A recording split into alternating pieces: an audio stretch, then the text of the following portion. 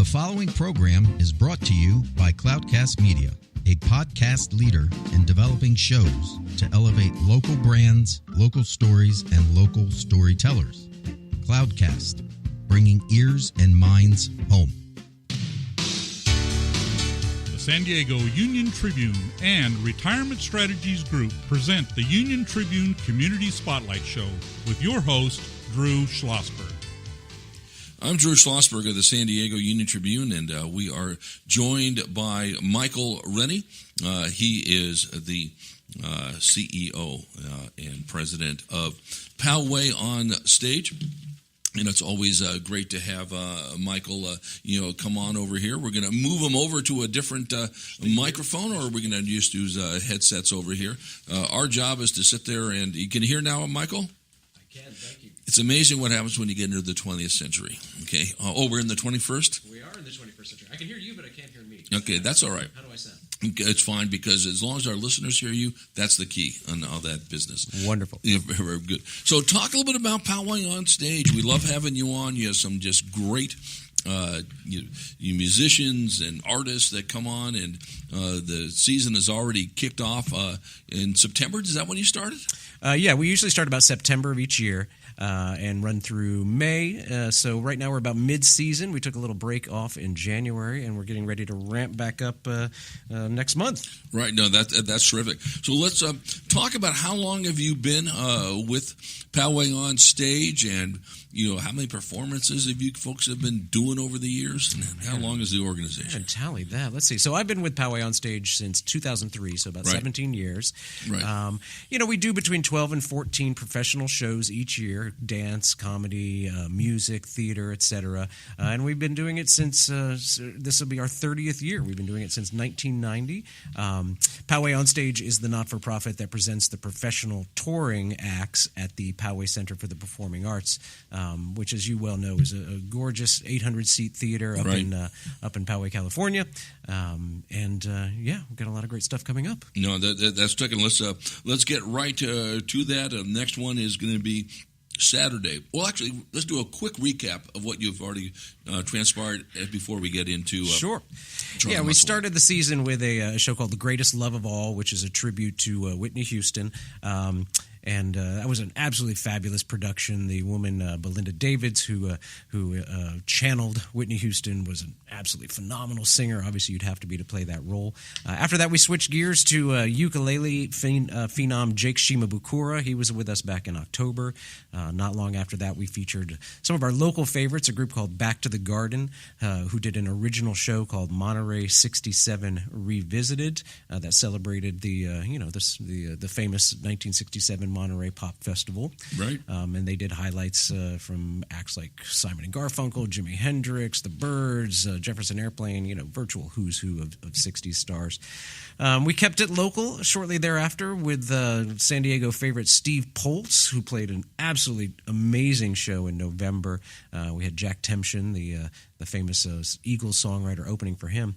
And then we rounded out last November with a show by Melissa Etheridge, which was just, brought incredible rock star presence to our intimate 800-seat theater.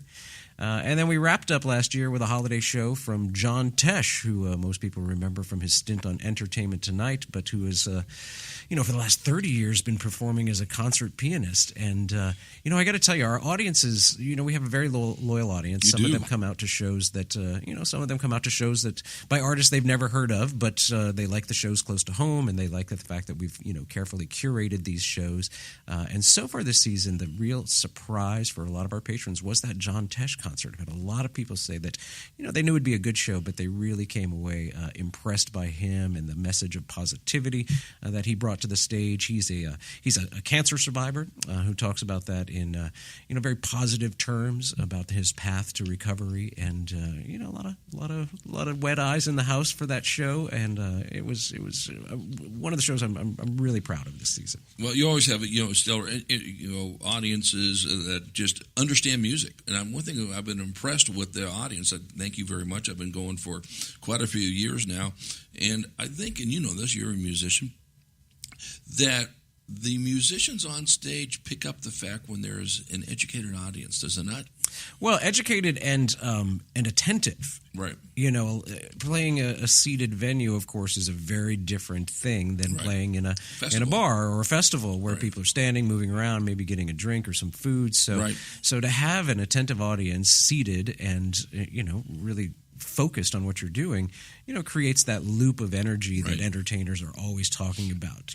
Entertainers are often saying that, we give out some energy, but if we don't get it back from our crowd, it just sort of dies on the vine. And so that space, no seat is more than, I think, 75 feet from the stage. Artists can make eye contact with virtually everybody in the room. And that really does inform the experience, not just for the audience, but for the entertainers. Right. And again, as you've heard on our show, Michael's been featured quite a few times, and deservedly so, is that it is a very easy venue to get to. It's right at Poway High School. It's a beautiful, beautiful facility. The seats how much again? 800. Acoustics are off the rails, plenty of parking, and what's nice about it, usually done on a Saturday, even though you had some Friday performances. Yeah, some Fridays, some Sundays. Yeah, but it's usually I get to do stuff during the day and get X, Y, and Z, plenty of time to have an early dinner, and then now I'm out there listening to some great music and for a couple hours. How do you beat that? You don't. And, for people who live in North San Diego County, especially that inland corridor on the I-15, coming downtown or going to the coast, really, it's not always an option, especially for families, for our seniors. So, we like to think that we provide a very valuable service to the communities of, Poway, RB, South Escondido, Forest Ranch, et cetera, because those are, that's a long haul downtown, and then you got to pay for parking. So to have a venue close to home with free and abundant parking is a tremendous value for the communities of North Inland San Diego. Well, I'm going to say all San Diego County, but certainly when they're closer to the venue. Elvin Bishop and Charlie Musselwhite. Yeah, you and I are both blues lovers, so we're an easy sell on this. But for your listeners that are unfamiliar, these are two just blues legends that don't often perform together. Correct. Elvin Bishop came up in the Paul Butterfield Blues Band, which was kind of a finishing school for a lot of blues musicians in the 60s. He is both a member of the Rock and Roll Hall of Fame and the Blues Hall of Fame, and just, a seasoned road dog like so many blues musicians and musicians in general. Elvin has just never left the road. He's been on tour since the 60s. And loves it. His chops show it. They show it. He sounds terrific. Right. And this tour came together through a partnership between two agencies that represent these two artists. Charlie Musselwhite we have had on stage. I think it's been about 5 years ago now. But Charlie Musselwhite is a Blues Hall of Fame nominee, a phenomenal harmonica player. He's actually the inspiration, or it's rumored that he's the inspiration for Elwood Blues, Dan Aykroyd's character in the Blues Brothers. And for people who are a fan of 80s pop music, I just found out recently that Charlie Musselwhite played the harmonica on INXS's song Suicide Blonde. So if you're familiar with that song and you remember that's kind of huff and puffin' steam train style harmonica part on it, that's Charlie Musselwhite. Saturday, February the 15th. Tickets still available? Tickets are available at powayonstage.org. They're going fast, so I definitely recommend getting tickets today. And then 2 weeks after that, on Saturday, February the 29th, a winter dance party. How cool! Yeah, this is a celebration, a recreation, if you will, of the tour that featured Buddy Holly as the headliner, a young kid from Southern California named Richie Valens, and a gentleman who went by the name of the Big Bopper. This was the tour that, of course, was memorialized in Don McLean's American Pie song. It's the tour that people called The Day the Music Died, because it did end tragically with the death of those three artists when they took an airplane flight in terrible weather. But this is not a memorial. It is a recreation of that tour that took place in the winter of 1959, I think it was. We're actually coming up on the anniversary of that. That's right. Of that fateful plane crash. It was on February 3rd in Iowa. Yeah. And this troupe that's putting on this show, it's a gentleman named John Mueller, and he was at the Poway Center last season as part of a show called not the $1 Million. It was called One Night in Memphis. That's right. Which was a variation on the $1 Million Quartet, Right. celebrating the music of Johnny Cash, Elvis Presley, Jerry Lee Lewis, and Carl Perkins. That show was absolutely phenomenal. Our audiences loved it. So when we heard that John did this winter dance party show, we thought, we'd love to have him come back and do that. It is period correct, historically accurate, and John pulls off a heck of a Buddy Holly.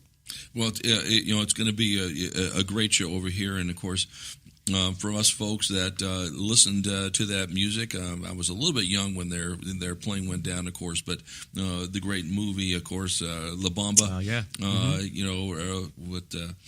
was starring Lou Diamond Phillips and Los Lobos, of course. Yeah. And then, of course, Buddy Holly story that came out, if I'm not mistaken, in the 70s. Am I right on that? I am right on that. The one with Gary Busey. I think he was late 70s, early 80s. He did an unbelievable job on this.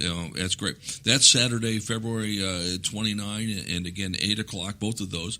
The Elvin Bishop and Charlie Musselwhite also on at 8 o'clock on Poway, on stage in this aspect of it. Coming up on March 7th. March 7th, this is an encore performance by an artist who, again, wowed our audiences, I think about 3-4 years ago. Miss Roseanne Cash returns to Poway with her husband, John Leventhal. Roseanne's fantastic. She had a big hit with the song "The 7-Year Ache." She's won 4 Grammy Awards and been nominated for Grammys more than a dozen times. I think she's been in the Nashville Songwriters Hall of Fame since 2015, and just a phenomenal vocalist, acoustic guitarist, and musician. One of the things that I've loved about Roseanne's shows in Poway is, the intimacy of that space really works well for acoustic music, and so we're really excited to have her back. Yeah, we're going to chat more about that performance, and that's going to be on Saturday, March the 7th, also at 8 o'clock, Roseanne Cash, and then chat about some of the other performances that we have coming up throughout the rest of the 2019-20 season, so to speak. I want to save some time talking about Poway OnStage's focus on education. We'll return with Michael Rennie, President and CEO of Poway OnStage. I'm Drew Schlossberg, and you're listening to the Community Spotlight Show on Cloudcast Media Radio, brought to you by Retirement Strategies Group. Retirement made simple.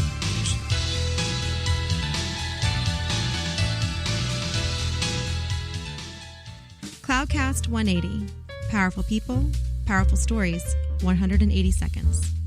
Welcome to Cloudcast 180. We're here today with the president and CEO of Father Joe's Villages. Welcome to Deacon Jim Vargas. Thank you, Charles. Good to be with you.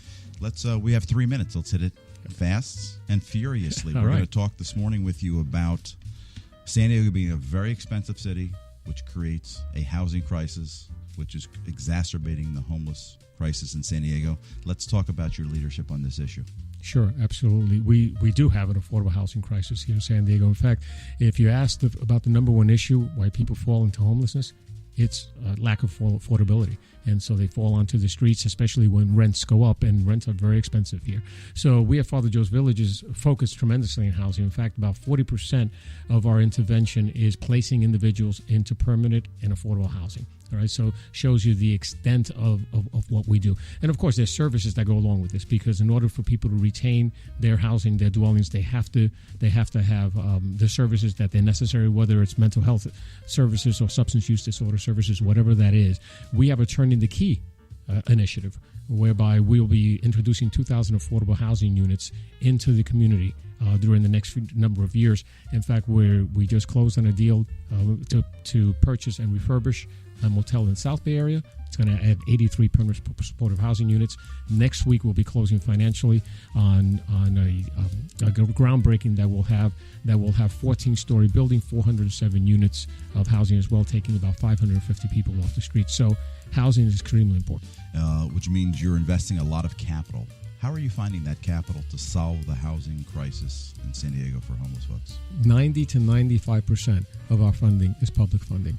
Various sources, whether it be from the state, it be local, county, city, municipality. So most of it is public funding. There's tax credits that are involved there. The capital stack is quite large, actually. So you're finding the land, you're finding the capital, you're changing lives. How are you minimizing the risk of future homelessness for these clients of yours? We're minimizing it through our services. We need to make sure that in order for them to retain the housing, that they receive the services that they need that are holistic and are comprehensive to their specific needs. That's fantastic. Deacon Jim, in the last 10 years, your organization has taken 11,000 folks from homelessness to a home. So I congratulate you. Any closing thoughts for our audience? No, that's what it's all about.